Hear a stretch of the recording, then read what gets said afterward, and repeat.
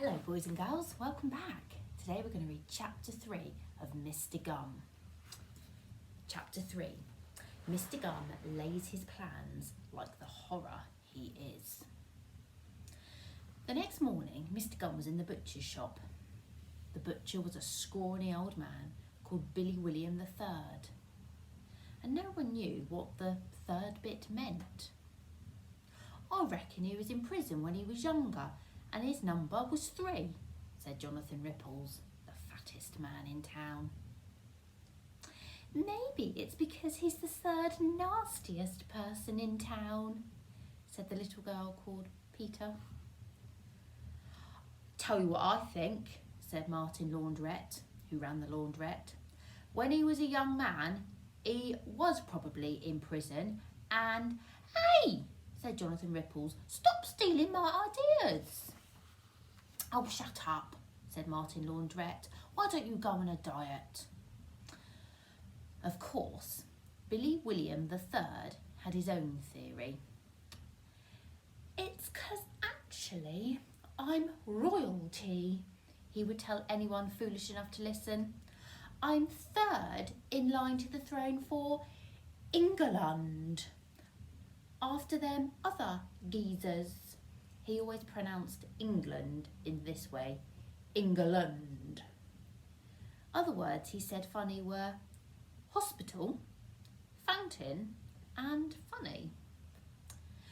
Nobody believed Billy William III's story about him being royalty, except of course for Billy William himself, and even he didn't believe it most of the time.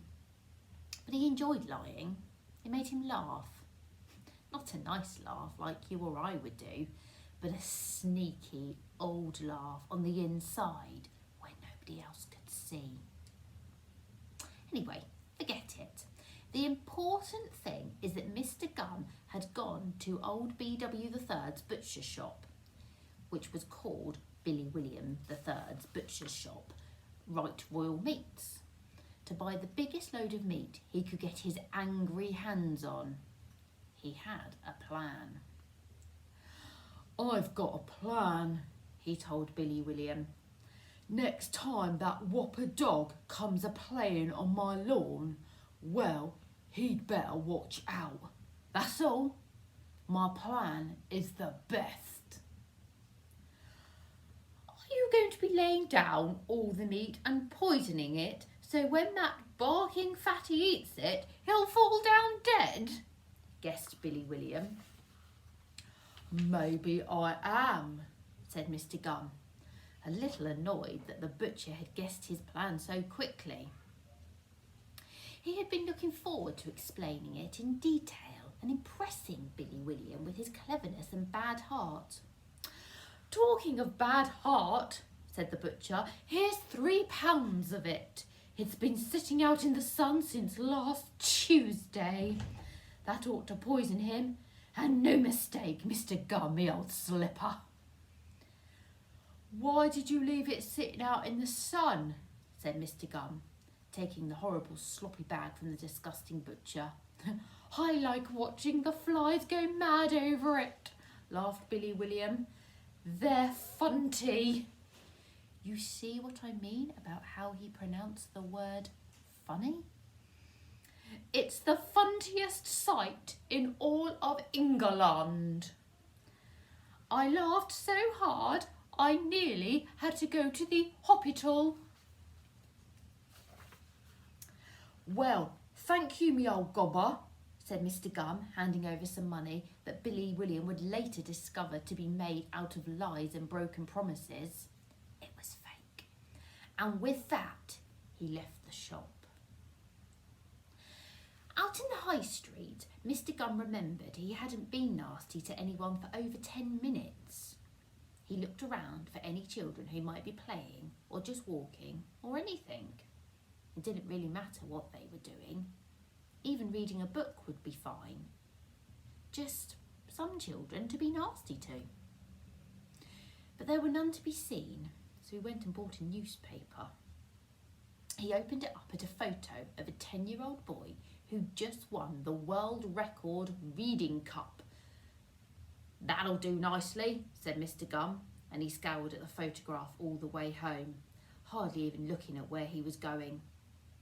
At one point, he tripped over a stone, which made him feel like the burper was somehow beating him, but that only made him scowl even harder than ever.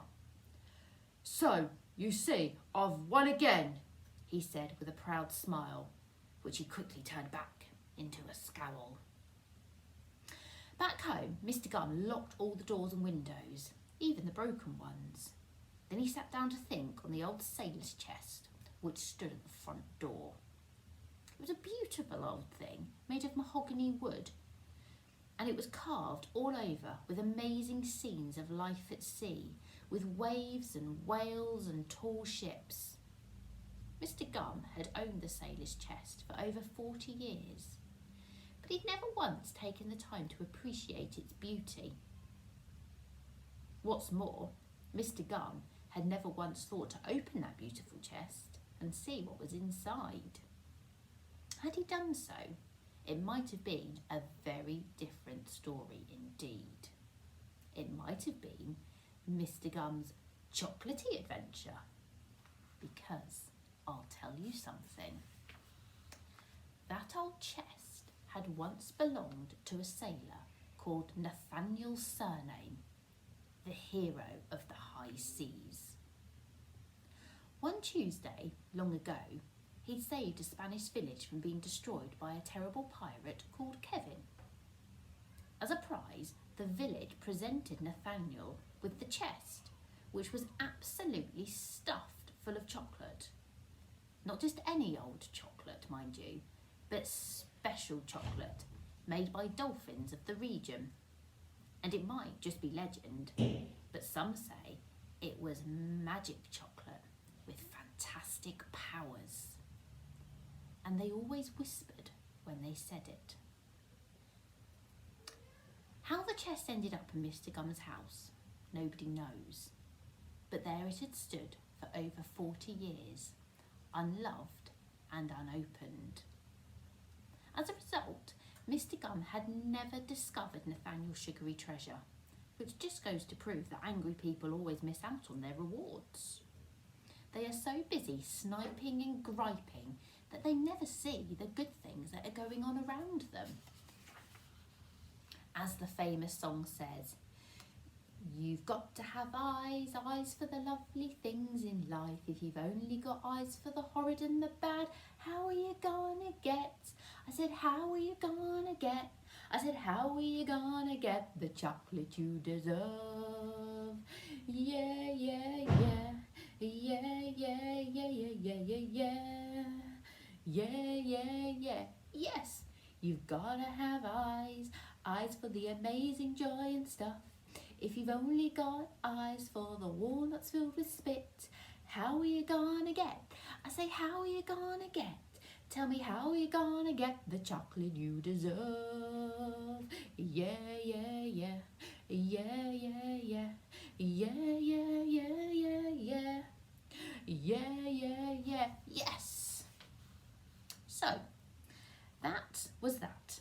Mr. Gum found himself sitting on a sailor's fortune of what may have been magic chocolate, in terrible ignorance, hatching an evil plan. How do I know these cows' hearts are going to be rotten enough? He asked himself presently. I'd better try eating one myself. If it kills me, then I'll know it's rotten enough to use on that big woofer. He took out a cow's heart and opened his mouth wide. This is one of the craftiest things I've ever done, he chuckled to himself, raising the smelly, greenish red meat to his lips. I am a very clever man. Mr. Gum was just about to take a bite when he realised this might not be such a clever idea after all. He put the heart back into the bag and thoughtfully scratched his beard. Not the beard that grew on his chin, but the spare one that grew on the wall that he used for scratching from time to time.